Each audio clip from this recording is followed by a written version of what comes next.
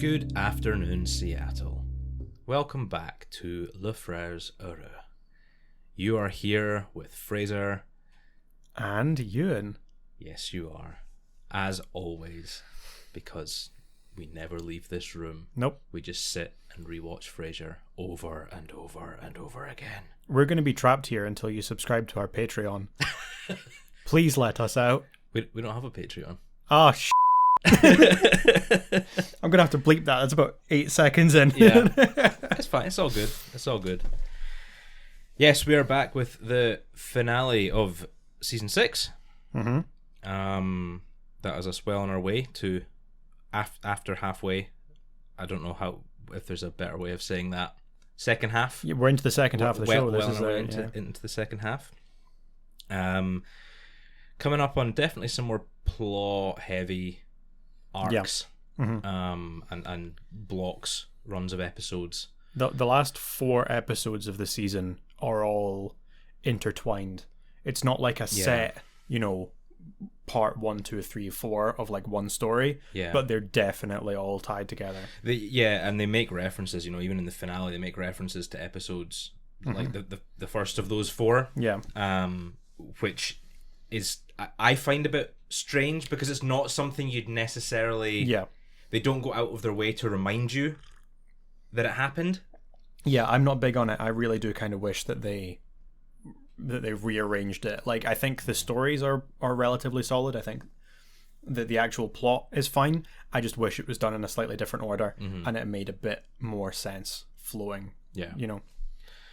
Yeah, it's definitely the start of, we've said this before, season 6 is when it starts to kick off some of the biggest plot points in the show, and I think here is where it starts to separate itself a little bit, in that it definitely blocks out a good a couple episodes at a time quite frequently to give you a bit of plot, and then you've got the individual episodes running in between that. Yeah. And it starts to do that more and more frequently from now on, which isn't necessarily a bad thing. No. It's just a wee bit of a change of direction for Frasier. And we've got season 7 coming up, which is one of my favourites. I love season 7. Yeah. I think it's got some of the best episodes. I was thinking about it. I definitely think there's a big not a big twist, but there is a bit of a big twist. But there's definitely a change in how the show feels. I don't really even know if that's like tangible or if it's something that I can really even explain or put my finger on. But I really feel like some of the characters that are introduced in season 7, even for like only a handful of episodes, or like some of the plots, just they don't feel like the same show as like a season 2, season 3. No, I think that's fair. Absolutely. It really does feel like season 1 to 6 is one show, and season 7 through 11 is a different show. And I think even season 7, I don't know how it was for you. You were obviously younger than I was, but season 7 was when I started to become more aware of Frasier. Like, that's when it was on TV in the mornings. Mum and Dad would watch it, and that was kind of when I then went back to the start and was watching them all on DVD. It was when we got to season 7 that I was like, oh, I remember watching these. I remember bits and pieces of this. So it has a definite. Yeah, I'm fairly sure the first time I watched Frasier was once we had it on DVD. Possibly. I don't think I was like aware of it as a show. Possibly. Before we were like sat down in front of it. So when our parents got the DVD box sets. I have this very, very visual memory of me sitting down in the living room. Mum and Dad were watching Frasier, and I came and sat in the living room. Had no idea what was going on. I was way too young, but I remember Frasier and Roz sitting in the KACL office, and they were talking through the glass, and I just remember that being the whole show. Right. So like when I think back to that memory, I remember thinking, oh, this is a show about a man and a woman in an office talking through the glass. And that was every episode. Yeah. And it wasn't until much later when I actually started to watch it that it was so much more, so much better. Right, we've talked a lot about season 7. We're not on to that yet. We'll get to that in a couple of weeks' time. For now, let's round off season 6 with, well, starting with IQ. Yeah. What's your IQ? I don't know. That's something we were trying to think of ideas for bonus episodes. We could do IQ tests and compare our IQs. We could do that. We could do that as a bonus. A bonus. Just sit and screen record us doing just silly really IQ tests. fall out. Like that'd be hilarious. I don't think we'd fall out. I don't think so. Smarter. Yeah. But yes, of course. I'd just be sad because I reckon I wouldn't have as high of an IQ as I think I would. Like, I think I'm probably stupider than I think I am.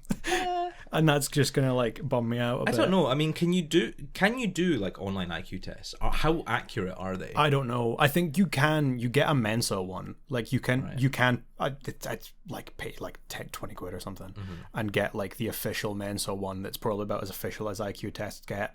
The whole thing's been pretty much debunked. It's kind of made up, right? Like it's not a... Because it's kind of like this whole, you have your IQ and that's it for life. Yeah. Or I think that's the idea, is it not? Well, but you can learn new things. It's based on your age. It's the big thing. Oh, is it? It's supposed to be like your mental age divided by your physical age. All right, or the other way around. Whichever way around it works. Yeah. And so like if you are smarter than your actual age, then your IQ is higher, which is something that really annoys me because you get these articles every so often where it's like genius savant 3-year-old has an IQ of 200 and is therefore smarter than Albert Einstein and Stephen Hawking and whatever. And it's like, that just means she's as smart as a 6-year-old. Well, like, it doesn't actually mean that the child is like actually intelligent. But then does that mean like I'm getting dumber? Because I'm pretty sure my IQ and my approach to like IQ tests and problem solving and whatever else you do hasn't gotten better. So as I get older, does that not mean that I'm getting dumber? Potentially. That is silly. It is. It's kind of sad. Yeah. Okay, right. Well, maybe think about that for next week's bonus episode. But for now, yes. Frasier and Niles. Check in next week for us having an existential crisis, realizing that we're getting stupider with every passing year. Yeah. This is a good episode. I think it's a nice sort of one-off. Nothing too offensive about it. Yeah. It's just a good bit of fun. It's got a really great start. Frasier and Niles and Martin and Roz. And Daphne? Everyone except Daphne. No, Daphne's staying home to babysit. She's staying at home. Everyone's gone out to an auction to support the Kellyanne Grunther. The Kellyanne Grunther Foundation. Which we later find out is to help keep homeless cats off the streets of Seattle. Oh, those poor homeless cats. I know. I'm sure they'd be fine. They make the joke that it's... I've watched this episode with my partner a few times, and every time they make the joke where it's like, you're supposed to be laughing at the fact that Frasier and Niles have given money to the Kellyanne Grunther Foundation because it's homeless cats. Yeah. And the joke is that it's like, that's not a cause that's worth supporting. My partner always gets really offended. She's like, that is a good cause. Should be looking after those cats. I mean, I agree. It's an alright cause. Yeah. Stray animals need looking after. I think that's important. But cats are more adapted to living outside, are they not? Cats probably are. Compared to some animals. Dogs or, homeless people. Yeah. Yeah, that's true. But yeah, that is the joke. They have this big auction and Frasier and Niles are going head to head on a luncheon with geniuses. Yeah. And they end up paying far too much money for this. And then $4,050 is the winning bid? Is Niles' winning bid? Oh yeah, and then Frasier matches it with another $4,000. So $8,000. $8,000 between the two of them. I mean, let's be fair, right? People have paid a lot more to see celebrities. Oh yeah. For a lot less than a lunch. So if this is if these are people that Niles and Frasier actually look up to and want to see, and they have the money to do it, it's not that much money. Yeah. I mean, objectively speaking, a lot of money, I wouldn't pay that. We've seen Frasier's flat. Yeah. For him, it's not. And Niles is flat, for that matter. For the two of them, it's not that much money. So they, obviously feel very embarrassed about having paid that much money to support homeless cats. And I love how Martin calls them out on it right from the start. That they know nothing about the charity. They don't care at all about it. Yeah. They just want to hobnob with their friends. and Martin totally calls him out on it, and I love that. I love that he's. I love when they come back in the room after talking about their IQs, and they say, "Dad, do you know what our IQ is?" And he just totally deadpan without breaking a stride. He says, "No, but I got a pretty good idea looking at what bids you put through today." Like, yeah, I love that he's just so quick to call out their shenanigans. But eventually they do look up their IQs, and they shouldn't have. They shouldn't, absolutely not. Shouldn't. When you've got siblings or friends or partners or whoever that are as competitive as we have seen, you should not find out things like that. Yep. Because it's going to lead to trouble one way or another. And, of course, it does. Niles is significantly smarter than Frasier, according to their IQ test. According to their IQs. Which irks Frasier. Of course. And the two of them... Well, Frasier initially goes to the library to pull an all-nighter and try and think up topics to chat to the geniuses about the next day. And Niles, knowing that Frasier would do that, does the same. So when they turn up the next day at the luncheon, they're both absolutely shattered. Yep. No sleep. Niles' allergies are playing up. Is it parchment mite? Parchment mite allergy. From all the old books. Frasier's drank too much caffeine, so his eyes twitching. It's absolute disaster. So of course, when the geniuses do finally walk in, there's just a mess. Niles collapses onto the floor. He takes his allergy medication. He takes like too much of his allergy medication, and it makes him really woozy. I guess like antihistamines. Yeah, I mean they would numb you make, if you take a lot. So yeah, they look quite the two plums after that. Yeah. And then the final scene is the two of them discussing in the kitchen about their competitive nature and how they're both just they're happy where they are and happy with who the other is as well. They've realized that the competitiveness is more of a motivation than a hindrance, and it's pushed them to achieve as much as they have, which is nice. I think it's a nice moment. Maybe not quite along this at the same level as some of the other very, very heavy topics that have been handled in the past, but it's a nice little moment. It's nice, and especially when we all of the times that they've had arguments or discussions, looking back at like author shrink wrap, they have these the whole episode is surrounding this conflict between the two of them, and then the end they kind of make up, but that's it.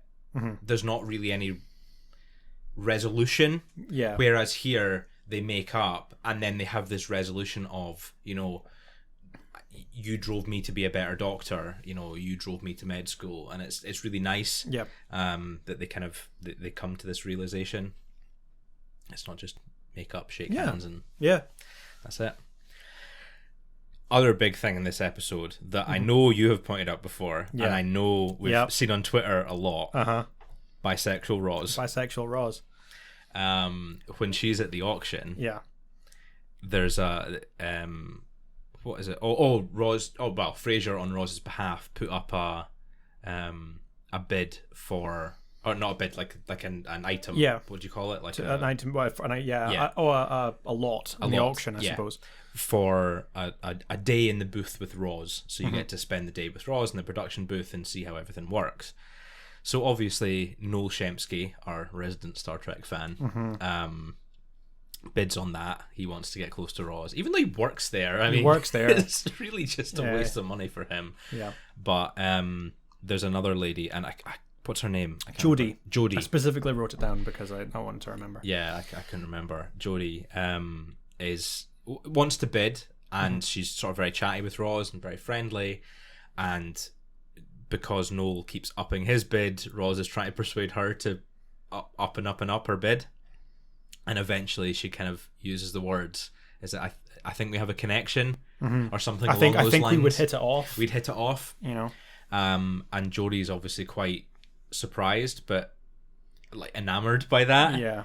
It's like, oh really? Yeah, I thought I'd noticed a bit of a spark between us, Roz, and like looks her in the eyes and gives this sort of coy smile. Yeah. And Roz like looks around at Noel and decides, nah, she's definitely the better option.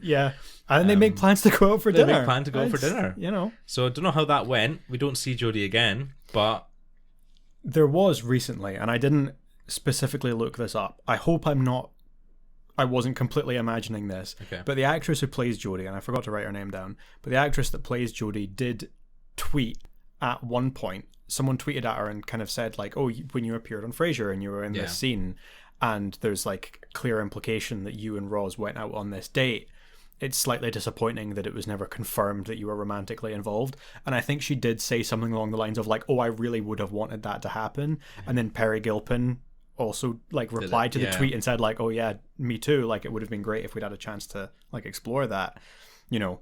So in my head, if you've got the two actresses on board, why not make it canonical? Canon? I mean, I think that's maybe they did hit it off. Maybe they weren't quite relationship material, but maybe they had a bit of fun. Had a date, you know. Called it a day. Have a nice Italian meal. Yeah. Followed by who knows what. Who knows what? Yeah. We won't say this is a family-friendly podcast, in spite of the fact that But we all know what. we all know what. Yeah. Yeah.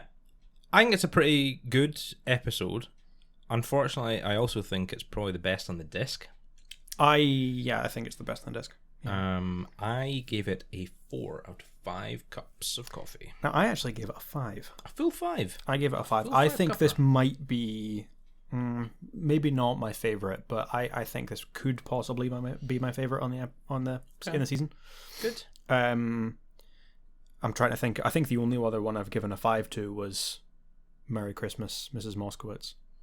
Mm-hmm. Even then, I might be remembering that wrong. Maybe I didn't give that a 5. Yeah. But I think this is a really, really funny episode. There's loads of jokes in it that I really enjoy. I kind of like that we're getting another slightly deeper exploration of this whole sibling rivalry, rather than it just being, I mean, like Author is a really funny episode, but it kind of just is like Frasier and Niles are pitted against each other and we laugh at them arguing and not getting along, and then it ends with them making up. Like you said, they just kind of go back to being friends again. Whereas this really talks about, you don't see much of them kind of arguing and bickering. It's a lot of exploring why they're so competitive and like where it stems from, and then in the end how it's affected their lives. And it's interesting seeing that, and it not just being like they can't work together like we've seen in like Shrink Wrap as well. You know? It's good. Yeah, no, I like that as well. Mm-hmm. I didn't really give that much thought, I'll admit. Yeah, I think I definitely think of it more sort of surface level. I quite enjoy the episode. I think it is quite funny. Yeah. But yeah, I do like that as well. That it's just this little bit more of a deep dive compared to other episodes.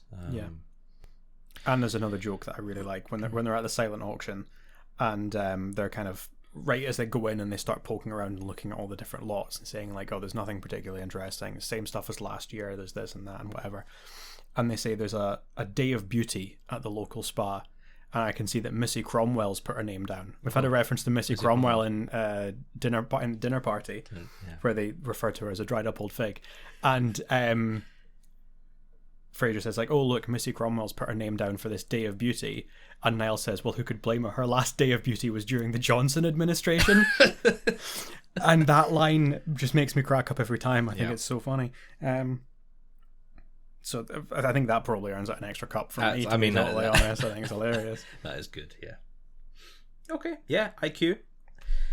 That's quite a little bit disappointing, because I was kind of hoping that your 5-cupper would match my 1-cupper from this disc. No, I don't. Unfortunately, I don't think so. That's the case. I was worried because I don't remember if it was actually while we were recording. I think it was last afterwards. Week. Afterwards, spoke about it. You did say like there's one next week that I'm going to give a 1 to, and I thought, and you said you expected that I might have given it a 4 or a 5, and I thought if it's IQ, I'm walking out and I'm never coming back. No, IQ. that Excellent I know episode. because I would have been so confused because I would have always thought that you thought that was a solid episode. Yeah. So I would have been really surprised if you didn't. Yeah. But there we go. IQ. Cool. Right, we'll move on. Move on then. Dr. Nora. Mm-hmm. You want to take this one?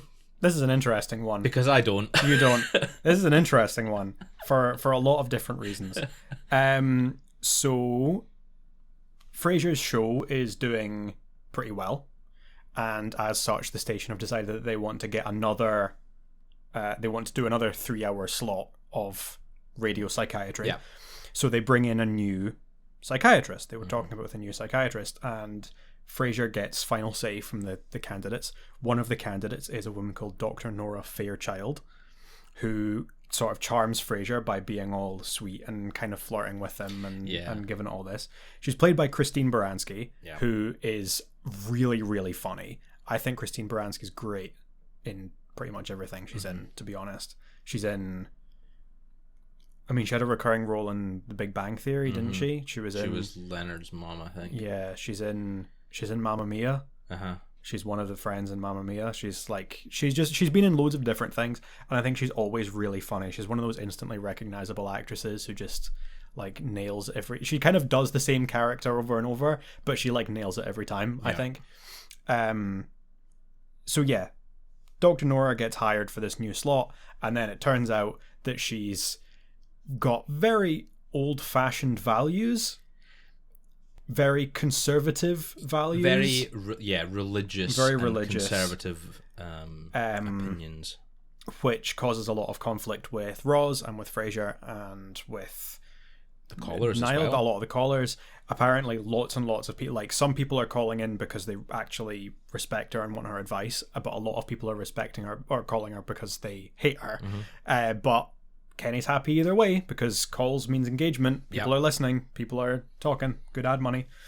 So she's staying on the radio, and it all becomes about Frasier and Roz trying to get her off the air. Yeah. Which culminates in them bringing in her mother, played by Piper Laurie, who was a caller early on. I'm in Guess Who's Coming to Breakfast. Yeah. In season 1. Yep. I remember mentioning at the time that Piper Laurie kind of has a monopoly on the like insane mother stereotype. So when she suddenly appears, and she's kind of playing all sweet and innocent with Frasier and like, oh, I just want to see my daughter again and tell her that I love her. I feel so awful about the things I've done. And then as soon as they're in the same room together, they're screaming, they're shouting. She's running around. She got abandoned at like an old folks home. Without enough money to buy booze, and she's just clearly they're both as nuts as each other, and that drives Dr. Nora away. And that's the end of the episode. It was kind of brought on. She was brought on to make up with Dr. Nora. That whole idea initially was that Frasier was going to try and mend the relationship and take the high road. And that completely I say backfires. It doesn't really backfire. It gets the result he gets what he wants, they really wanted, not in the way that he wants. I find it kind of interesting that she, like, Dr. Nora kind of gets proven right. The reason that we know that Dr. Nora has these mother issues is because someone calls in. I'll get to the guest calls in a minute, because there's actually some good ones. There's some great ones, as always with these like radio station heavy episodes. There's lots of good guest calls. Someone calls in saying that they don't have a good relationship with their mother, and Dr. Nora just says, cut her out of your life. She's like a tumor. You got to cut her out. Don't talk to her again. Just completely remove her from your life. And that is what Frasier, why Frasier goes and does the whole thing. So do you want to do guest calls first before I give my opinion on it? Or we can do guest calls first. Maybe better get the... So actually, before doing guest calls, I think it's interesting to go into the context of this episode and what was happening right around this time. Okay. In the real world, because I don't know if you necessarily know about this. What would this be, 99? Yeah. So Dr. Nora is very much, and like I wouldn't know this because they're not like a pop culture figure that has really made it across the Atlantic, to be honest, to us. Like, I didn't really know who this was. But have you heard of Dr. Laura Schlesinger? Schlesinger. No. So basically, imagine Dr. Nora as a real person. Okay. She was a radio psychiatrist who, in 1999 or around that time, was becoming really popular and got her own TV show. She got a talk show, kind of like Dr. Phil. That kind of yeah. Sort of thing. But she was not very well liked because she was very, very conservative, very old-fashioned values. She was very homophobic. She was very racist. There was actually a huge, like, in the end, she went back and forth, different radio shows, different TV shows, whatever, until about 2010. She went on a bit of a rampage on air. For some reason, someone called in and they were talking about a race issue, and she starts ranting on air and says a particularly bad, I mean, they're all bad, but a particularly bad racial slur. I believe it was 11 times on air. So it's got to be some kind of record. Really bad person, really horrible person. She's still going. She's like got a podcast now. No one will like air her, but she's got a podcast. So Dr. Nora is clearly supposed to be like a parody of her. Okay. And like this representation of what she's like, because this, like I say, 99, she was moving to TV. She was super popular, and like these old-fashioned values and calling people a whore on air and like properly just like dunking on everyone in a very unpleasant way, and I thought was really interesting. But part of that was that Dr. Laura has, as much as her mother isn't a public figure, has said publicly multiple times that she has a really bad relationship with her mother. And that caused a bit of controversy with this episode because they brought Dr. Nora's mother in and had her and kind of showed her in a way that was iffy, I guess, when they're supposed to be representing a real person that's very much not in the public image, public eye. So, yeah, there was controversy around that. Personally, I don't think it's that bad. When it's satire, it's a fine line, but also if she's that bad, I don't really care. No, that's very true. Yeah, if Dr. Laura's mother is as bad as Dr. Nora's mother, then I don't really care about her getting made fun of on TV. But I just found that very interesting because, like I say, Dr. Laura is not someone that I had really heard of before. Well, I was thinking, rewatching this episode now, I mean, the last time that I watched it must have been, a good couple of years ago. And just think about all the rise of like the sort of new age conservatives and all that. Everyone's got a podcast. They're all, free thinkers, quote unquote, speaking their mind, and people love it. There's this great divide right down the middle of people who absolutely despise them and people who love them because they're ostensibly speaking their mind. It's all scripted. They don't actually believe any of these things, but like your Alex Joneses, I guess, Alex Jones, and who's Steven Crowder, and all those people. Who's the guy? The guy... Thinking of Matt Walsh? No, I was thinking of the guy that Elon Musk smoked weed on his podcast. Oh, Joe Rogan. Yeah. They're all nuts. They're all not. They're like, well, I say probably. They're almost definitely all horrible people. Oh, they are. Absolutely. 100% they are. But it's this whole like facade of, they're not afraid to speak their mind. They're just saying what everyone thinks. And the people who are fans of them obviously believe that. Yeah.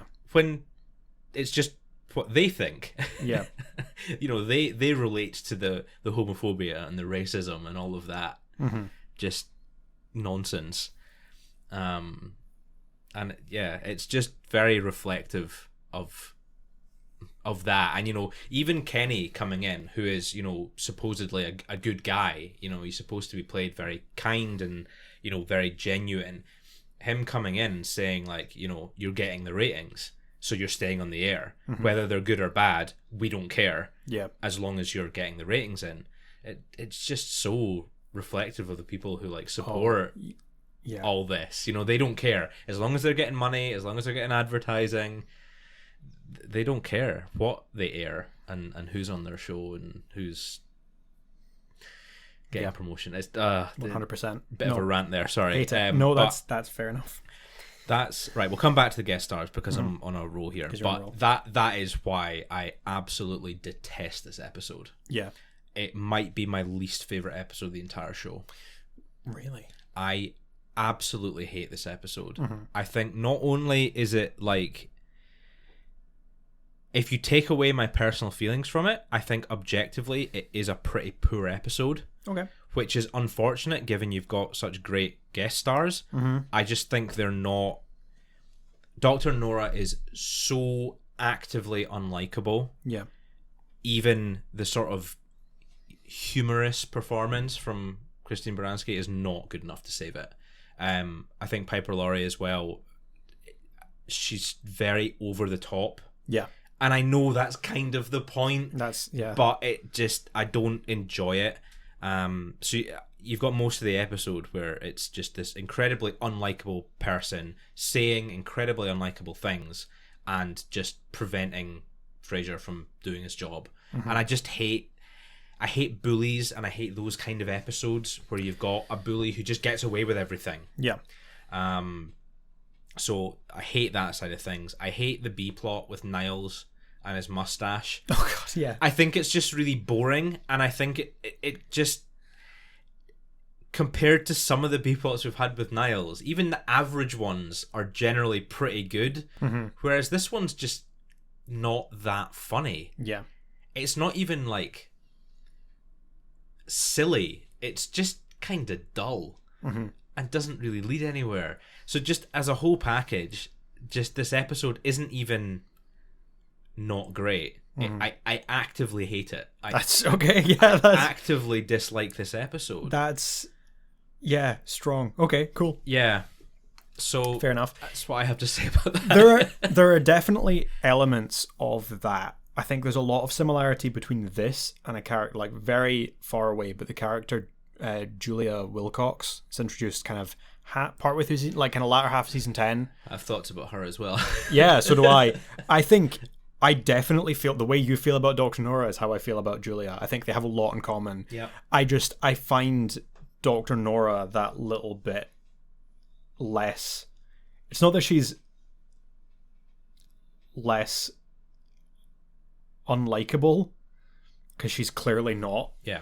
It's the fact that she's so much more unlikable, and that the show doesn't try to like redeem her at all. She's just very like, she's the villain, she's the antagonist. There's no like redeeming factor.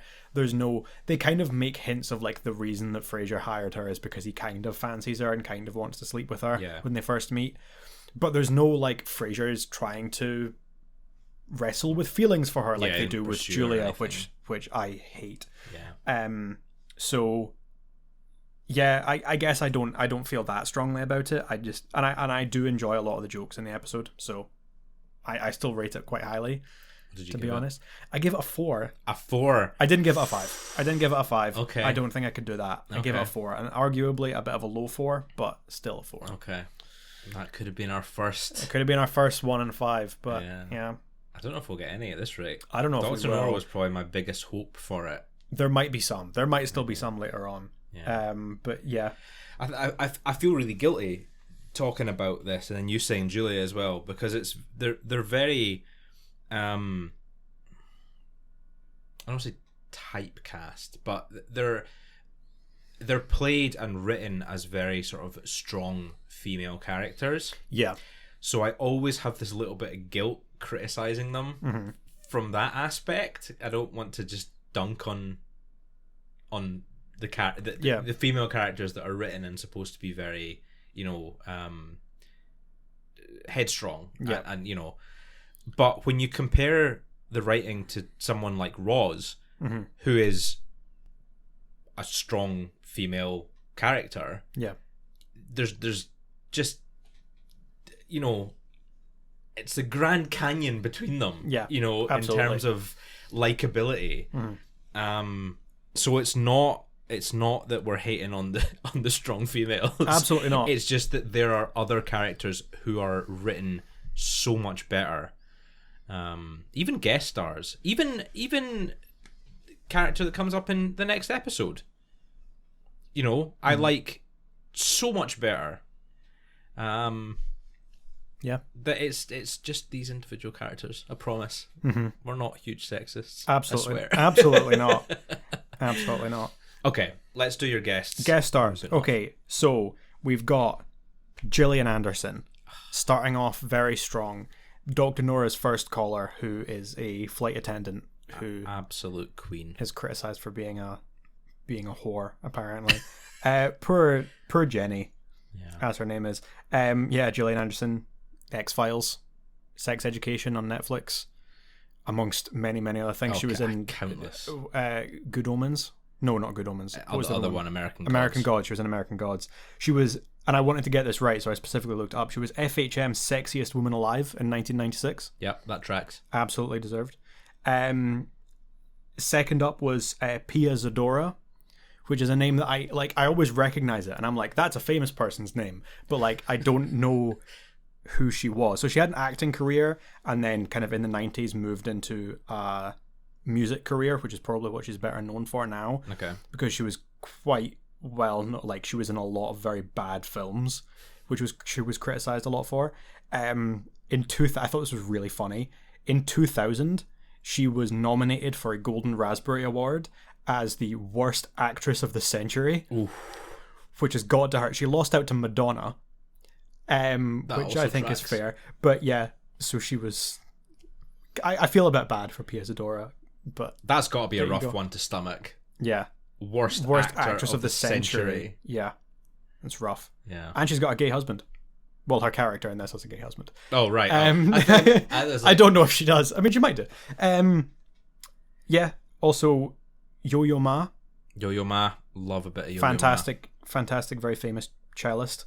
As Tom, who's butting heads with a co-worker, which is kind of, it just sets up this joke of Dr. Nora kind of flaunting the fact that there's nothing that Frasier can do to stop her. Yeah. So you know who Yo-Yo Ma is. You didn't know who Arthur Rubinstein was all the way back in our first episode. Yo-Yo Ma is. But you know who Yo-Yo Ma is. And also Bonnie Raitt, the blues country musician, guitarist, vocalist. I don't know who that is. No. She's Denise, who's the one that sets up the idea of the toxic mother. No. I like my cello, but I don't not really a fan my blues or country. Not a fan of blues country guitar. Sorry. There you go. But yeah, no, Gillian Anderson, that just wonderful. Gillian Anderson's great and everything. Just the best. Just love her.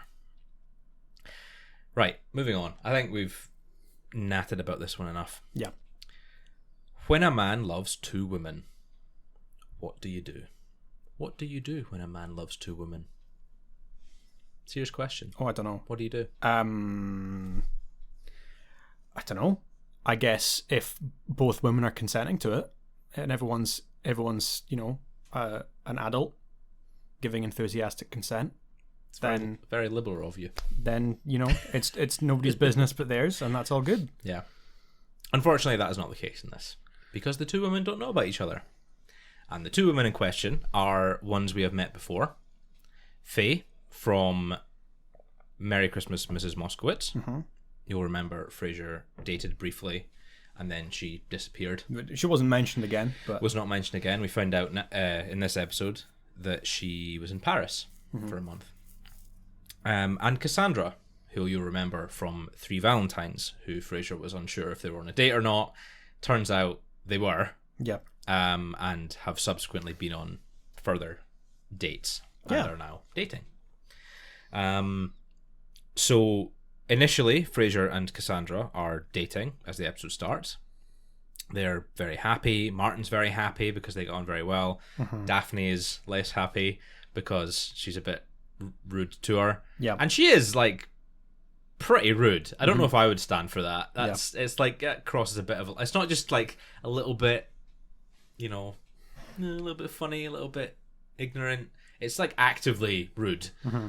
She calls her Dixie when when she comes into the apartment the second time. It's like, don't like that. No.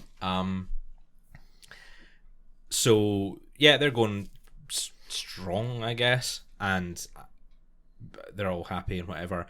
Frasier then bumps into Faye at Cafe Nervosa, and it has no idea what's been going on with her because Roz did not pass along the message that she's been in Paris. Mm-hmm.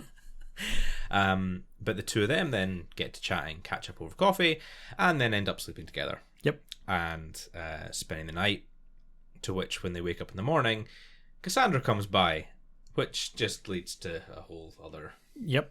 Whole drama. drama and Frasier trying to juggle the two of them at once in the same apartment and blah blah blah blah, and then this leads to the whole conflict of the episode, I guess, which is just Frasier causing himself undue stress because he's just it's classic Frasier in this episode. This whole, he could have been so happy if he had just not overthinked it. Yeah. What's the order of things? He initially meets with Cassandra. No, he decides he sleeps with Faye again. Yes, and he decides that he's going to stay with Cassandra and end things with Faye. Yeah, but then when he goes to break up with Faye, they wind up. What is it? They both realize that they equally detest the design of the Bilbao Art Museum or something. Yeah. And then they're like, okay, well, how could I possibly break up with you? And then they wind up sleeping together again. Yeah. And then I think it's that morning that... It's the next morning. It's the next morning that Cassandra shows up. And then, so Cassandra tells him that she's been seeing someone else as well. Mm-hmm. They're not exclusive, or they never discussed whether they're exclusive. Frasier gets jealous and then decides to stay with her. He wants to be exclusive. So he phones Faye and says that, well, he doesn't say he wants to break up, but says, oh, we need to talk and whatever. Yep. Which then, after he thinks about it, realizes that Cassandra's actually not that interesting and doesn't really want to stay with her, so he breaks up with her. And then he goes round to Faye and decides that he wants to stay with Faye. And then again, he has this little bit of conflict, and you're kind of not really sure what's going on, but they do end up sticking together. So Faye is the one who wins out. Yes. Cassandra at the start, Faye at the end. And in my opinion, better choice. Yes. So do you agree? I was going to ask what your opinion was. Yes. So I agree. And actually, the main reason that I would choose Faye over Cassandra, and I'd like to specify for our audience that we are saying Faye and Cassandra. We're not saying Amy Brenneman, Virginia Madsen, because we're not going to pit real women against each other, I think, and like critique that. I think that's a bit weird. We're talking pure. Not especially. No, okay, well, that's not. We're talking entirely about the fictional characters, so any criticism is not reflecting on any real people, just for the legal team. Yeah, the main reason is something that you have mentioned, and it's the fact that Cassandra is quite rude to Daphne.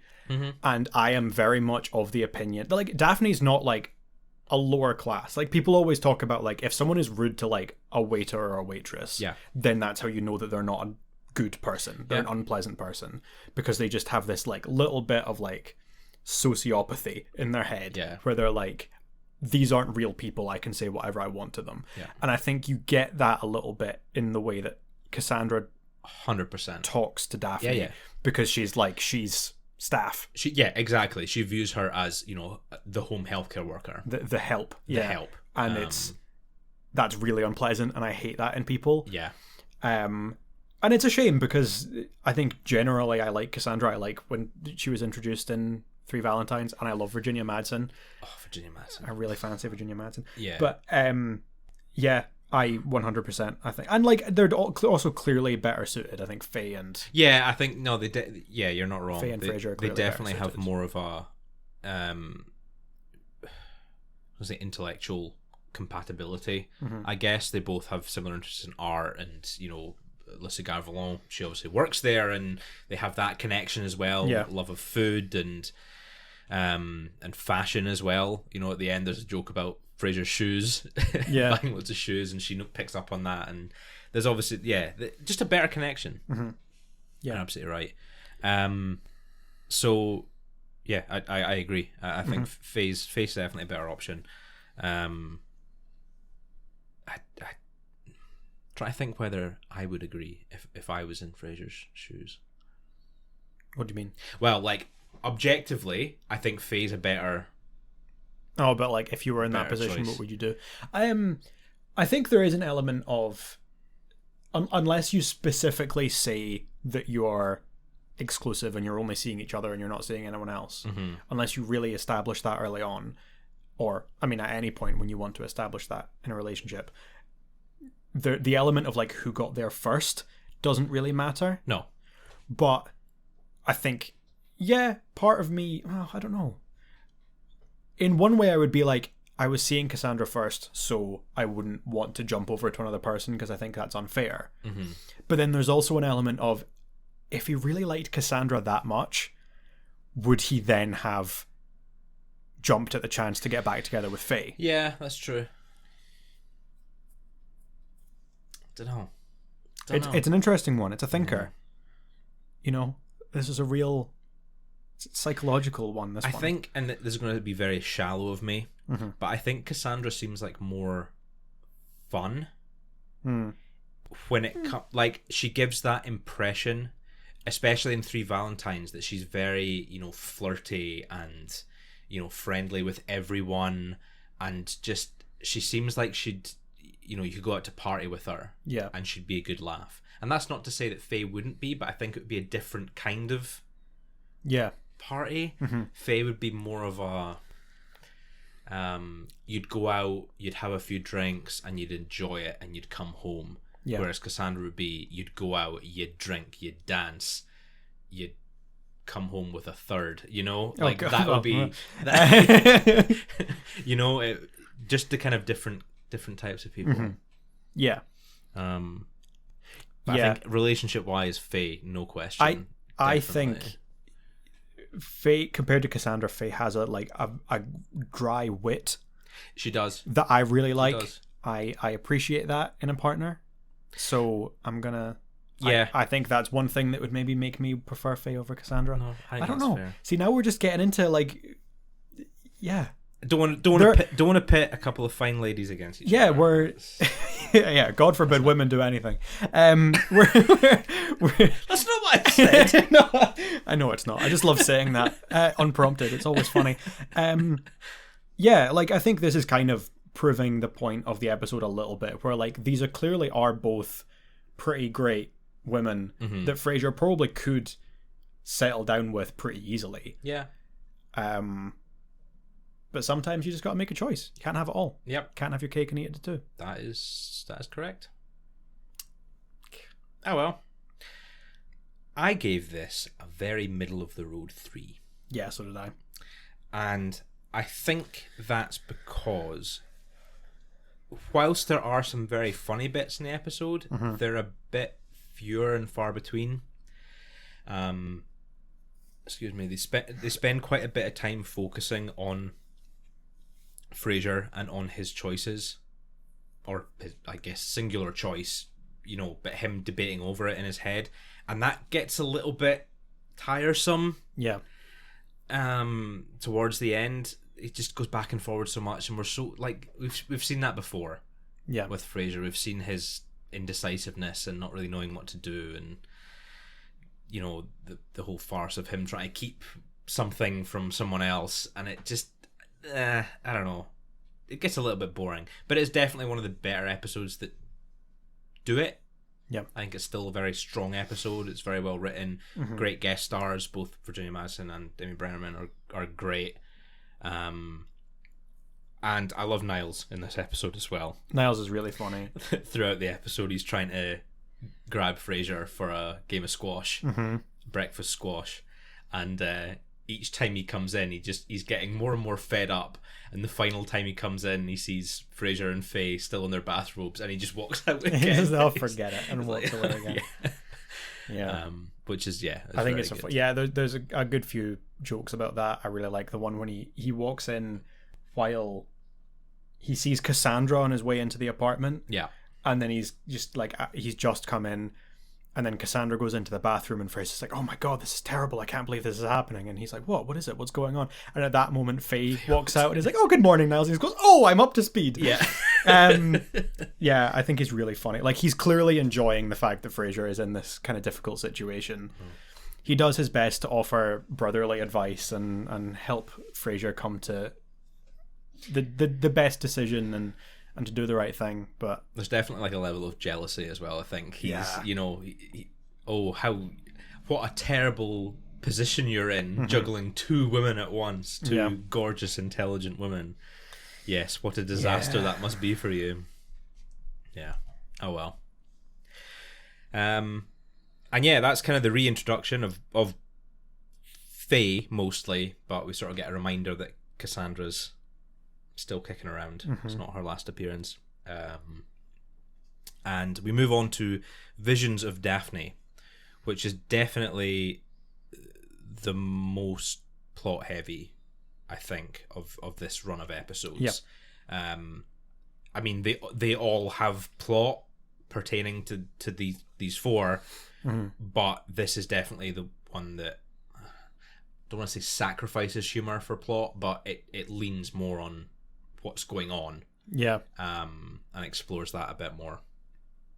So Martin and his buddy down at the mall, where did they say, the mall or somewhere? Some jewelry shop. Is it the jewelry? I thought it was like a sort of shopping center, and that was part of. Oh, it could be. I think I was thinking it is a jewelry. Maybe not. A jewelry shop. Wrong. But yeah, anyway, it's they have access to the security cameras of the jewelry shop, wherever that may be, and he sees Donnie buying an engagement ring. So obviously Daphne and Donnie still together, not been together that long. I think they say about 6 months. Yeah, that's quite quick to get engaged. Yeah. But whatever, each to their own. Niles finds out about this. Daphne finds out about it first. Martin and Frasier kind of, spoil that. They don't plan on telling her until she becomes convinced that her mother's dying. Her mum's phone. Because as soon as Frasier and Martin are keeping something from her, it's, my mum's dying. Oh no, I need to fly home. And it's like, that's a hell of a thing to jump to. She's secretly holding out, I think, definitely. Daphne's praying for her mother's death every night. To be fair, so am I. not our mother. Not our mother. Daphne's mother. Yeah. Daphne's mother. It reaches the point during Frasier where I'm just like, oh man, I really hope this time I watch it and Gertrude just isn't in it. She's coming. She's coming. I know. God, it's not that long until she's introduced. Yeah. But yes, right. So anyway, she finds out about it, and then Niles finds out about it as well. He's obviously devastated. We know how Niles feels about Daphne. And Daphne goes to Niles the following day, having had a vision, one of her psychic visions, which has not been mentioned in quite some time, but she has seen, supposedly, the man of her dreams, and it is not Donnie. It's a man in a red bow tie, she says. Yeah. Niles kind of jumps on this opportunity to convince her not to marry Donnie, which is so underhanded. Yeah. Oh yeah, very. And he does. So when she comes into the office, he kind of says, "Look, I can't really take you on as a patient. I can't give you psychiatric advice, but I can give you advice as a friend." I would still argue that's maybe a little bit frowned upon. Maybe. Very possibly. It's probably a grey area, but he does convince her to say no. Bearing in mind that Donnie's not even been in the episode yet. Yeah. He's not been a part of this at all, so she's just making the decision to say no when the question is asked. And when Frasier and Martin find out about this, they're appalled that Niles would go ahead with it, and rightly so. Yeah, absolutely. He's convincing Daphne of something and kind of enabling her, what Frasier thinks is fear, which I think is it's pretty apt. I think so. You know, the way that he kind of I don't want to say guides her, but when she discusses when she's had visions before, it's been at sort of turning points, pivotal points in her life. Yeah. And he kind of says, well, look, it's whether it's psychic or not, it's most likely accentuated fears of what's going on in your life. Like now, you know, you're worried about commitment, so you're having one of these visions, and it's kind of convincing you one way or another. And I think that's a pretty good way of looking at it. Yeah. And to be fair, even in real life, I think that's a pretty good way of looking at it. You know, you see people who have, I had this vision that I shouldn't do this, or I should do that, or whatever. And it's like, no, you're probably just indecisive, and you've kind of convinced yourself in your head that something... You've imagined that something bad is going to happen if you do something that you don't want to do. and you're using that as an excuse to not do the thing you don't want to do. You know, yeah, I definitely think that's the case. I remember you did ask me in one of our earliest episodes when we first started talking about Daphne's psychic abilities. Yeah, I was saying like I don't know if you can explain away everything with that theory, all of her psychic visions, but certainly a lot of them that come up can be justified as like it's her fears, it's her like subconscious desires that she's like not expressing. Yeah. Some of them certainly I think actually do. I mean, this is because I have said before, I'm of the opinion that the whole time she is in love with Niles and doesn't realize it. Well, there's the point at the end of the episode. Yeah, we'll get to that. We'll get to that. But yeah, so Niles kind of is convinced. Frasier does manage to convince him that, you know, he's what he's done is pretty awful as a friend. You know, you are, regardless of how you feel about her, you're still Daphne's friend, and saying that and convincing her one way or another is, you can't do that and call yourself her friend. So when he finally comes clean to Daphne and kind of tries to backtrack on what he said, she gets quite offended that he's done that, and that he's, you never really believed in my vision, did you? You were just humoring me. You were just making fun of me, which I guess is kind of fair. It's valid. Like, yeah. if she's come to him and he said, yes, I 100% believe you, and you should do this and you should do that and whatever, and then the next day he says, actually, maybe I was a bit hasty and saying that, you know, I can see why she would take offense to it. At which point in all this, when everyone's kind of falling out, Donnie comes in. And I'm not really sure why he decides to propose at Fraser's apartment. I don't know. But he does. And it's actually very lovely. It's a really, really nice proposal. It's a very nice proposal. I've mentioned before my partner's reaction to the joke about the Kellyanne Grunther Foundation. Yeah. She gives the same reaction every time. She gives the same reaction every time at Donnie's proposal, and that is to burst into tears because it's very emotional. Man, I was tearing up. It's very sweet. Like, it is so nice. Really, he talks about scooping the stars out of the sky with his hat. It's oh man. I brings up her dad. Yeah. Bringing up a girl's dad. I mean that's yeah. And Saul Rubinek just. He's a great performance. He's phenomenal a good actor. He really is, and this is what kind of solidifies it for me. Like, up until now, he's been sort of semi comedic relief, which he is great at, and you know, even when he's doing all the lawyering for Niles, he is good and convincing. But here it kind of solidifies he is a really great actor. He's a really great character, and he's a really great match for Daphne as well. He obviously cares about her a lot. And that's why she says yes. Yeah. And yeah, they get engaged, and it's really it's emotional for multiple reasons. You know, you've got this great speech from Donnie. You've got Daphne, who kind of decides, despite what she thinks, despite what Niles may have told her the previous day, all of that kind of goes out the window, and she realizes, I do love him. And I do want to marry him. Yeah, she realizes that it was a fear of commitment. Yeah, and does say yes. And then of course you've got Niles as well, who's has to sit there and watch this. Yeah, which I can't even imagine. Like, that would be devastating. It must be. But as he says himself, he had many an opportunity to say something, and he didn't, out of fear or out of whatever. Yeah, and he didn't say anything, so he has to accept it. Which is pretty upsetting, but good for Daphne and Donnie. Yeah. But as the episode comes to a close, we see Daphne and Martin having a wee chat in the living room, and he kind of pokes fun at her visions, but she says that she's had another vision about a man with a dragon, which of course, wild, out there. Yeah. What does that mean? Oh, you're thinking of a cartoon character, whatever, it doesn't matter. And then we cut to Niles in his apartment, who's received a gift from Rose for what is it, helping get Alice on the waiting list for a school? Yeah. I think. Yeah. And he's in the apartment alone. There's no laugh track, it's just him sort of wandering around, and he opens up the gift and he picks out this little it's like a porcelain dragon. Yeah.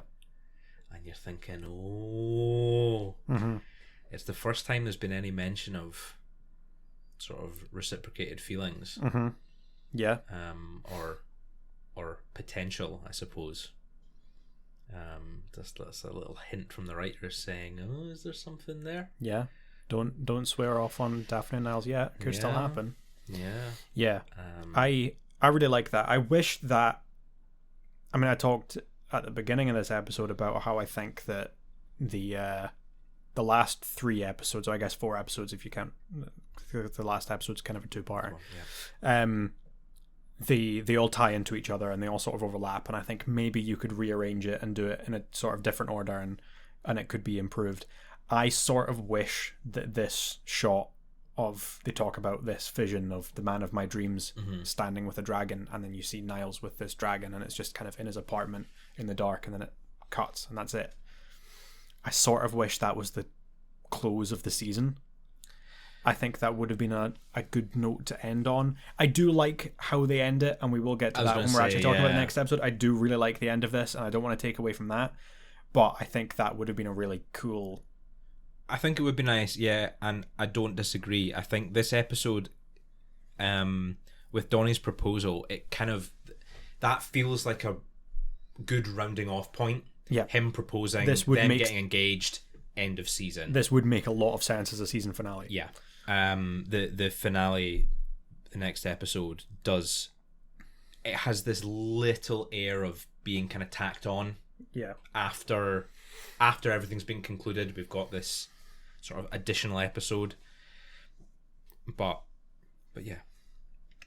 How did you rank Visions of Daphne? Before I get to my rating. Oh, before. So I have a little bit of a theory about. Just gonna get right. Sorry, little bit of a theory about this. Yeah. So I did mention that I kind of believe that some of Daphne's visions come from not only like fears and things, but also like her subconscious desires. I have a sort of a running theory in my head that we have this scene, and it's presumably the morning or afternoon. Martin comes in and says, I've seen Donnie buying an engagement ring. They express that to Daphne. Daphne's all excited, thinking, I'm going to get married. This is going to be great. Donnie's going to propose. And around the same time, Frasier has had a chat with Roz. Roz has explained that she's buying this gift for Niles. I have a kind of theory in my head that the two of them ran into each other somewhere. In Cafe Nervosa, or Daphne came to meet Frasier at the station, or Roz came to drop something off at the apartment, something like that. They ran into each other. Daphne sees the dragon as that is a gift for Niles, and then immediately forgets about it because she's lost in her head because she's thinking about the fact that she's getting married. And that's just like stored away in her subconscious. And then this thought later on of the man of my dreams has a dragon is this like her kind of half remembering that. Yeah. I could see that. And this is her like still not realizing, but like she is in love with Niles. And she's subconsciously making that connection between this dragon statue and Niles. Yeah. Yeah. That's my little yeah. That my I little can kind of see it. What is it they call it on the kids call it on the internet? A head cannon. Head cannon. Yeah. Yeah. It's not beyond the realms of possibility. There you go. Can I give it ranking now? You do ranking now? Yeah. Do you want me to do it? Yeah, you go first. Yeah, you go first. So I gave it a 4. A 4. Okay. I really like it. I think this is a really, really solid episode. I think there's a lot of good jokes. We get a really good Niles entering the apartment scene when he walks in and he's got this, like, I think humorously large red bow tie. Pretty big. He wears the red bow tie to try and kind of get Daphne to... he thinks that she is convinced but doesn't realize it yet, which is also, I guess, what I think. But yeah, he wears this red bow tie, which is definitely coming on a bit strong. Yeah. But there you go. And I think that's really funny when he walks in. I think just a lot of the jokes, I think, yeah, Donnie's proposal is really lovely. It is nice. There's one line that I really love, and it's really sad, but at the same time is just so sweet. and it's right after the proposal.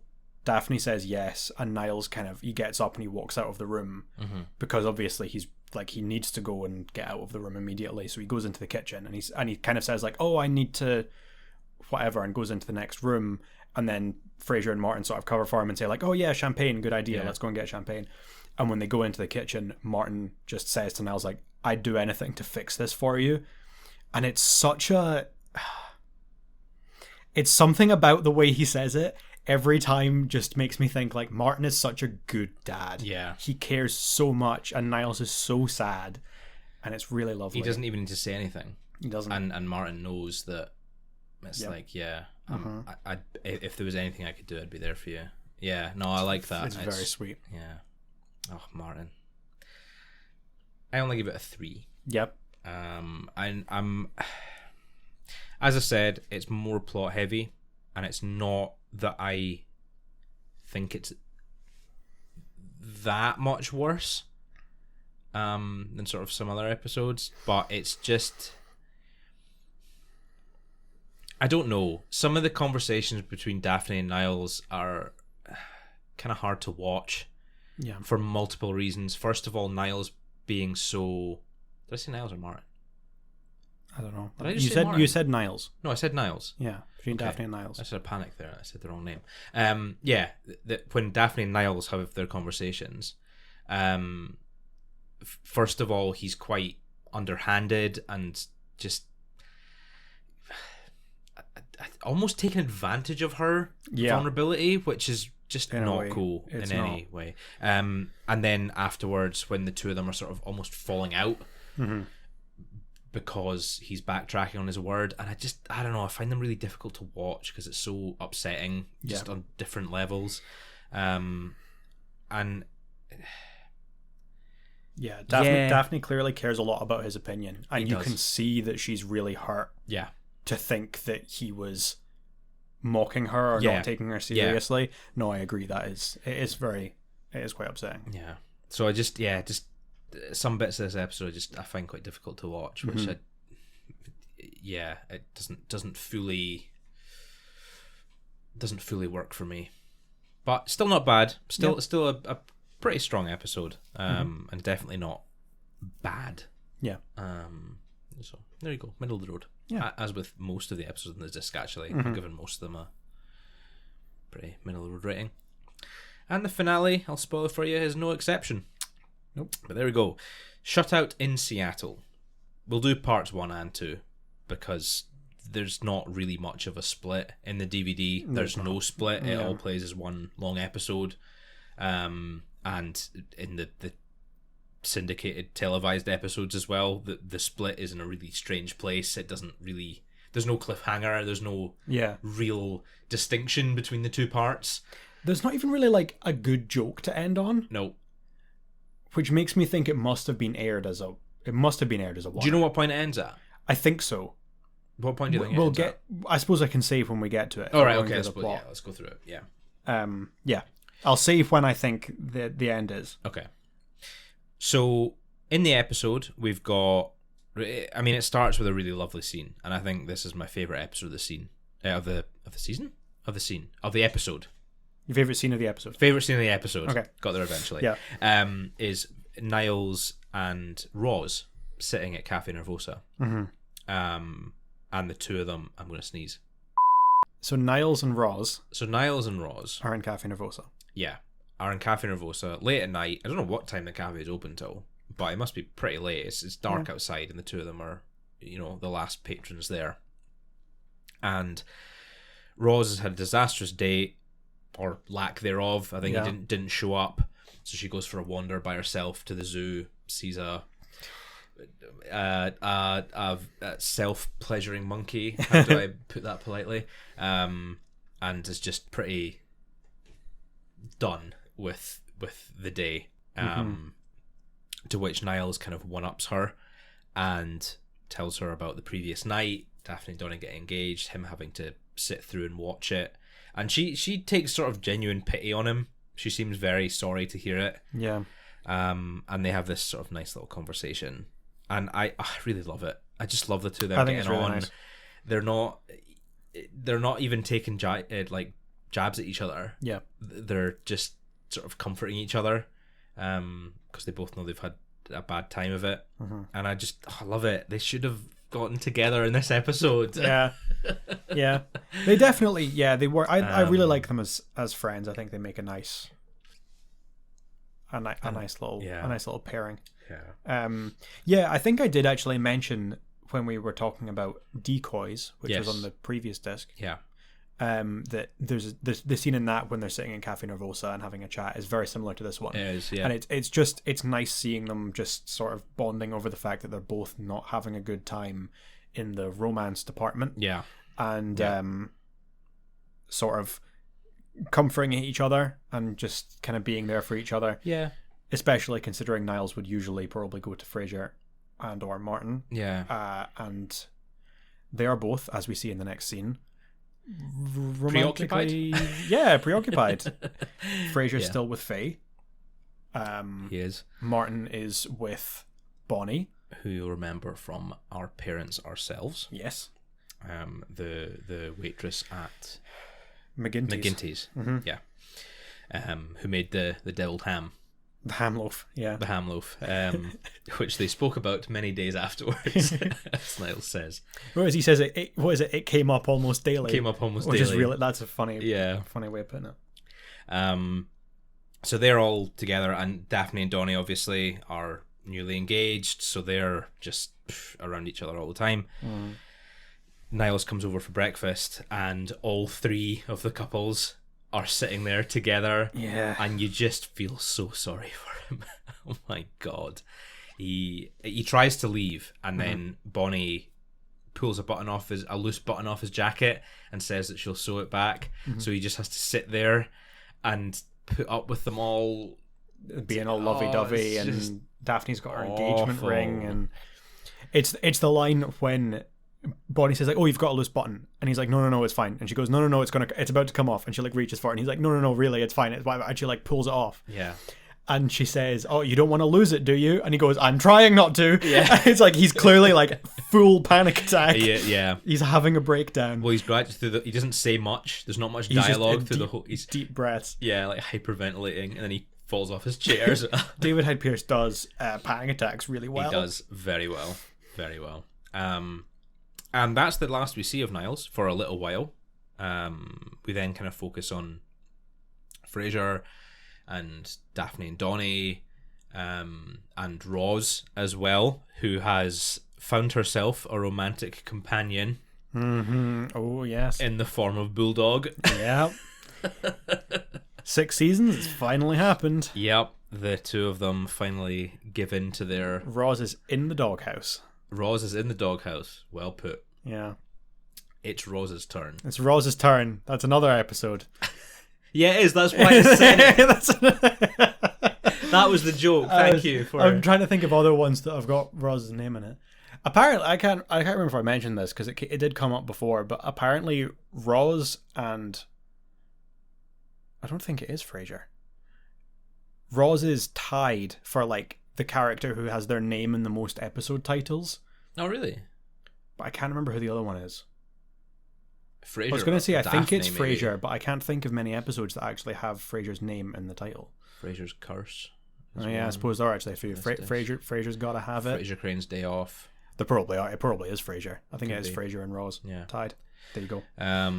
Yeah, they've the two of them, Roz and Bulldog, have finally given into their urges, their lust for each other,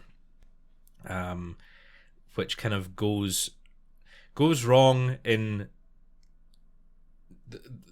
the opposite direction. Yeah. He becomes very attached to her, and then as she decides that's enough, we need to break it off, he gets the sack. Yeah. Which is actually permanent. It's not even something from this episode. This is actually, well, this is his last appearance for a while. Main cast. Yeah, it's one of the last episodes. It's not the last time we see him. No, ever. But he certainly only appears rarely. Once in the near future, and then we do see him again later on. He does become more of a regular towards the end again. which is just a shame. We've not had much Bulldog this season at all, but it's a travesty. They did not use him more. But yeah, the two of them have their issues, which we will get back to towards the end of the episode. Meanwhile, everything is kind of starting to go wrong. Frasier keeps calling Faye Cassandra, who you will remember because we've spoken about her several times. And Eddie and Bonnie's dog, Lady, are not getting along well, which is not, Martin's not loving that. Martin's very unhappy about that, which is causing problems with him and Bonnie. Yeah. And Niles, who they eventually managed to get a hold of, has started dating Kit from Cafe Nervosa. Yes. The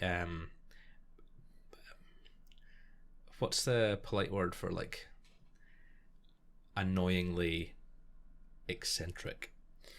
I was going to say perky. I was going to say erratic. Perky is probably a good word. Yeah. She's clearly a bit nuts. Yeah. She's a little bit unstable. Yeah. I think played very well. Oh yeah. But I cannot remember the actress's name. I saw that you had it down, but the things Wikipedia scrolled up. Jessica Caulfield. There you go. Yes, she's really good. Yeah. Yeah, she is. She is actually. She does a very good job at playing the sort of. It's like the sort of crazy ex, but while they're together. While they're still together, yeah. I think is Bunny Boiler a polite way to describe someone? Yeah, a little bit too far. No, yeah, but definitely gives those vibes. A bit Fatal Attraction. Yeah. Fatal Attraction. So the two of Niles and Kit have started dating as well, but it's mainly just physical. They obviously have nothing in common. They're just having a physical fling and just kind of keeping out of everyone else's way. And Niles is just kind of, I don't know, retreating into himself. He's just doesn't really know what he's doing at the moment. Yeah. Which is a bit of a shame, really. He's just it's probably just a prolonged panic attack, to be honest. Oh, 100%. Yeah. And this, I believe, is the point when there's the split. You would be correct. So it's when it's when Frasier and Martin fight. They think that Niles has gone back to Maris. Yes. And they're having a big panic. And they go over to Niles' apartment. And that's when they realise that Kit's there. And they think, okay, this is fine. And Kit says something along the lines of, like, oh, if you want to see your ex-wife as well, that's fine. It's not going to bother me. You know, we're just having fun. There's no strings. And Martin says, like, oh, you always want your kids to have more than you did, implying that, like, this is good for Niles. I mean, it's clearly not, but he kind of whatever. And that's the end. It is. That's the end. That's the end of part one. Part one, which is a weird place to end the episode. It's definitely been written as a two-parter 100%. And then split. Yeah. It's been written as a 40-minute episode and then split rather than a part one and part two. Yeah, definitely. The second half, the second half, it just continues where the first one left off. Everything's kind of spiraling. Frasier continues to call Faye Cassandra, which is then made worse when Cassandra bumps into them at Cafe Nervosa, resulting in just... Oh, I can't imagine being in that situation. Yeah. I can't. I would just die of embarrassment. Yep. There's nothing you could do as well. Having convinced Faye that Cassandra was an elderly aunt or something. And that was the only reason that he happened to be calling her that name, to find out that it's actually one of his exes. Oh, poor Faye. Poor Faye. You've got Niles and Kit, who Niles finally admits that he's had enough, even after purchasing his leather jacket and tickets to Euro Disneyland. When he shows up in the leather jacket and talks about, like, oh, we've been out all night, and they talk about, we went to Kit's friend Massimo's place, Massimo's a squatter, and they went to a rave. They went to a gig, a band that was called Uncle Dirtnap. Uncle Dirtnap. Sounds amazing. It sounds so funny. Yeah. I mean, I would hate that, but also it sounds amazing. Yeah, I know what you mean. But yeah, he finally admits he's had enough and tries to he tries to just in passing say, "Oh, we should chat later" to Kit, to which she kind of overreacts and demands that he tell her there and then, to which she does not react very well at all. She does not. She's not a stable person. Yeah, she loses it a little. Throws a plate of orders on the floor and screams and knocks a table over and runs out. It's very horrible. Poor Niles. I would say poor Kit, but she's clearly nutty. Two screws short of a toolbox. I don't know. Something like that. Yeah. Yeah. I wonder if that's a little bit offensive. Could be. It could be if it was used in the context of, someone who's like mentally ill. Yeah. Whereas she's just a bit mad. Yeah. Yeah. Yeah. And then we finally got... No, not finally. We've still got two more. We've got Martin and Bonnie. Martin also has had enough of... Poor Eddie. Of Lady humping Eddie. Yeah. And Bonnie refusing to do anything about it. Which, as a dog owner, I can tell you is pretty disrespectful in and of itself. If another dog owner is uncomfortable with what your dog is doing, you should deal with it. Yeah. You should stop it. Regardless of whether or not you're dating or whether it's your friend's dog or whatever. So the fact that Bonnie was unwilling to do anything and just laughed it off, quite honestly, I think that's the most justified breakup. Yeah. I think. Yeah. Martin finally sort of standing up for Eddie and saying, "Nah, enough of this. She's not worth it. Eddie's his one true love. Yeah. No lady is worth. No lady. No, that's the dog's name as well. That is the dog's name. No lady is worth Eddie and Martin's relationship. And finally we have got Ross and Bulldog rocks up to Cafe Nervosa and has met a new lady at the unemployment office and are going off to Vegas. They're going to Hawaii? Hawaii? No, is it Hawaii? Hawaii together. Flying off on holiday together. So he comes to break up with Roz, even though Roz is kind of like, but I didn't want to date you in the first place. Oh, poor Roz, man. That's classic Bulldog. That's what we expected. So yeah, everyone save for Daphne and Donnie, who are happily engaged, have tumultuous love lives in this episode, to say the least. And it ends with one of the best scenes in the whole show. I don't know if you disagree or not, but I certainly would put it up there. I do really like it as one of my favourites. It's the Frasier and Niles and Martin meet at a bar, at a piano bar. Yeah. To sit and have a drink together. Yeah. Well, they all realise they can't go to their regular haunts. They can't go to McGinty's because Bonnie's there. They can't go to Le Cigare Volant because that's where Faye works. Yeah. They can't go to Nervosa because that's where Kit works. Yeah. So they've all come to this other bar, which I don't think is a bar we've seen before. Why? And I know that this is it's a common saying to go about this idea, and I know that it's maybe not the most respectful thing to say, and I apologise because it's another thing we're going to have to bleep, but you don't shit where you eat. Yeah. I think dating co-workers is always a really bad idea. Yeah. I mean, you're kind of the exception. So far, so good. Yeah. I've never dated a co-worker. To be fair, current relationship aside, I was always very against it. Very much for that reason, because if anything happens, oh yeah, you're screwed. It's what are you gonna do? But yeah, touch wood. It's been all right so far. Yeah. 5 years and counting. Yeah.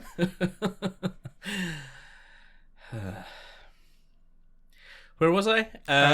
So they're at the piano bar. They all meet at the piano bar, and they're all kind of Frasier and Niles are going into full psychiatrist mode. talking about going into a year of deep analysis together to realize why they do this to themselves and why they keep ruining relationships and whatever. And Martin kind of just sets them straight and says, look, just you had a bad time, just have a drink, get on with it, stop overthinking everything. Yeah.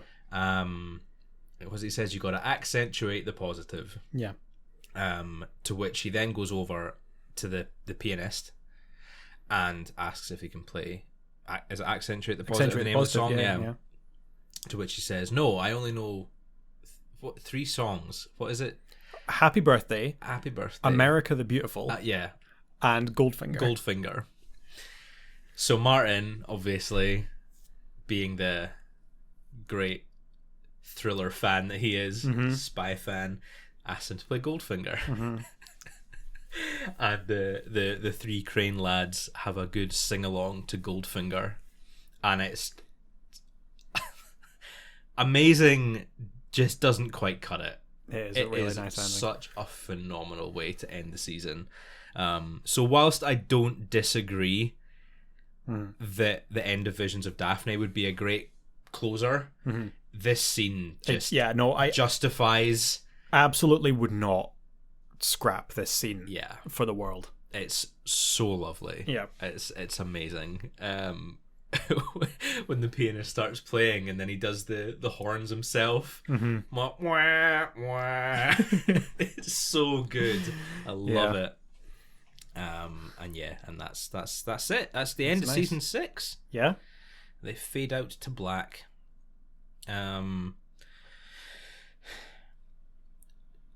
Not the best season finale. No. We've spoken so much about it being written as a 40-minute episode and then split. I don't think they justify the 40-minute runtime. No. It definitely drags in the middle quite a bit, which is unfortunate. We do have those great scenes though. We've got the scene at the start with Roz and Niles. Roz and Niles. Oh God, names. Yes, Roz and Niles. And at the end with the piano bar. The scene at breakfast is good fun as well, with Niles freaking out and everyone else sort of, lovey-dovey, is great. But the rest of the episode, I just doesn't gel with me. It's so slow, and I don't know. I'm not mad for it. I'm not mad for it. What did you rank it? So I give it a 3. Yeah. Okay, we're in agreement. Which I think that's fine. I think we did. Yeah, we did say going into this that it's a pretty clear cut. It's not great. It's also not. It's not bad. It has. I mean, it kind of balances. It has some great scenes and then has some less good scenes. They just sort of drag on a bit. Yeah. Yeah, I don't think there's anything much I particularly dislike about it. I just feel like you could take all of the good bits and put them into one regular 20-minute episode. Yeah. And then the other 20 minutes of this 40-minute episode are just kind of filler, or they're just not up to. In a way, it's like they're trying to do too much, but then also it's like half of what they're trying to do is completely unnecessary and just sort of pads the episode out. Like, I don't know if I like that much that they do the Roz and Bulldog story here. I don't know if the Martin Bonnie thing is. Obviously, they kind of needed to do it to have the payoff of like the 3 Crane men, losers in love, bonding with each other, as we saw in the Marriage Counselor. The Marriage Counselor, yeah. And kind of we get it's similar vibes with that. Like the 3 of them are recently out of relationships and sort of having a rough time, and they bond with each other, and it's nice. But like, bringing back Bonnie and doing the little Martin B plot, it's just. It feels. I think you nailed it. It feels forced to justify the ending. Yeah. It feels like they had this nice ending and this sort of funny, the 3 of them singing at the piano bar, and they kind of wrote the rest of the episode to justify that, and just kind of tied it in with the other plots that are going on at the moment anyway, like Daphne and Donnie and whatnot. Yeah. It's a shame. We could have definitely had a more concise finale with similar elements in it. Yeah. we got what we got. And I think this is the last non-cliffhangery finale as well. Yeah, I guess. I think every finale from now on does directly lead into the following season. I think. Could be mistaken. Yeah, pretty sure. I guess with the you're right. With the exception of season 11, where it just ends. Well, it's just like the yeah. finale of the whole show. Yeah. Like. Well, actually, even then, I guess it's a bit of a cliffhanger because they don't. That's true. They don't give it like a nice solid round off. They sort of still tease. They tie it off perfectly, and I don't know what you're talking about. God, I wish they had, and then they wouldn't be tempted to do a reboot. I'm really worried about this reboot, man. We'll see how it goes. Any day now, they're going to release a trailer. If they've filmed anything. I don't think they have. I don't think they have. No, I think they're like going into pre-production. Like it's not even. We will worry about that when it comes to it. I know. Yeah. We'll come back. It'll be years after we've finished this podcast, and we're going to get. Everyone will have forgotten about us. Returns. We'll put out some. No. We'll be very popular just for a different thing. We will have done something else. I will have won a Nobel Peace Prize, and you will have. You'll be top in the country western charts. I'm calling it now. I've had a psychic vision. I better get learning the banjo then. I guess. Yeah. Right. That is the end of season 6. Mm-hmm. A pretty good season overall. I think so. A couple of stinkers, couple of good uns as well. Overall, middle of the road, positive, mixed to positive, as Wikipedia would say for judging films. Yeah. Mixed to positive reception. Mm-hmm. Any highlights for you from this disc, from this season? So, highlight for me for this disc is in IQ, which is my highest rated episode. I did give it a 5. It's the scene, the scene in the restaurant towards the end, the kind of conclusion when Frasier and Niles are being a bit. They're both a bit weird. They're running off of only a few hours of sleep.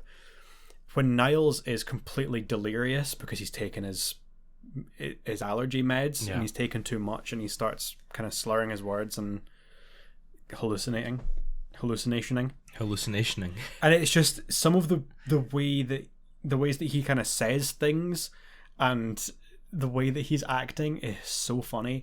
There's a point when he's sort of scratching his ear like a dog, and he orders a cup of tea, but he's like, a cup of tea sounds nice. Yeah. It's like the weirdest delivery, and they start arguing about they shared a bedroom at one point, and Frasier got to pick which bed he wanted first, and Niles says, "You got to choose where you would be having your sleeping." Yeah. It's just the deliveries, and they're so funny. They get me every time. It is good. David Hyde Pierce. We've said it before, and we'll say it again. Yeah, always funny. Always a comedian. Yeah, I think right. So I'm gonna split it right, and I've got 2 scenes in mind, and I've already said them both, but Shutout in Seattle, the start and the end, right? So I'm gonna give one for the disc, which is gonna be Niles and Roz having their late night cup of coffee at Nervosa, catching up, supporting each other, and just being friends. Yeah, being friends. And then for the season, I'm gonna that ending. Yeah, it's gotta be. I don't care if it's cliche. I don't care if everyone else says the same thing. It is so good. It is really nice. It's so amazing, and I can't not love it and raise a highlight to it. Yeah. I love that. When Frasier and Niles start singing, and they're clearly not into it to start with, and then you see the point where they start to remember the lyrics, and they actually get into it, and they start like dancing a bit and pointing. There's this bit of recognition where it's like, I think it's when they say "but don't go in," and they kind of point at Martin, and then the pianist starts like going for it because it's like the solo. And that's like, as it fades out, that's, yeah, I love it. It's so good. Is that your highlight for I the think season that's as well? probably going to be my highlight for the season as well. Quite right, man. Honestly, Yeah. it's so good. Nothing else springs to mind. That's all. Like, I think of season 6 and I think of the finale. I think of that scene. Mm-hmm. So it has to be. Yeah. Dope. And that's it. Bye. Nah, I'm not, I wouldn't leave you like that. Leave you hanging. We've got season 7 coming up in a couple of weeks. Mm-hmm. As always, we will be separated with a bonus episode. Yep. And then we'll be back for, I don't know. The more I think about it, the more I think about some of the episodes coming up, I think season 7 might potentially take the crown for highest rated season. Oh, I'd be surprised. Yeah? I'm a bit torn in season 7. I think I like the episodes right at the end. I'm probably going to wind up giving quite high ratings to like the final few episodes. See, I like them at the start. And I think there are some that I'm thinking of that are good. But to be honest, most of the episodes that I'm thinking of that I know are in season 7 are ones that I know I don't like. I hope they are few and far between. I would probably, if I sit and like look at the list of episodes, Mm-hmm. which I haven't done, if I sit and look at the list of episodes, there are probably a few that are going to jump out and I'm going to be like, okay, no, that's great, that's a good one, that's a 5, whatever. But now when I'm thinking of like which episodes do I remember as being in season 7, there's only a couple that I especially like. Maybe that's better. Maybe we'll have more to discuss and argue about. Yeah. I don't know. First disc is good. I like the first disc, and we've got some good episodes to talk about there. So I'm looking forward to that. Yep. But until then, I hope you all have a great day, good mental health, and thank you for listening.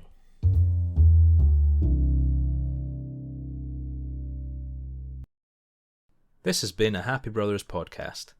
Make sure to follow us on Twitter and Instagram at HappyBrosPod. All opinions are our own, and as always, special thanks to Leah O'Donnell for the show's artwork.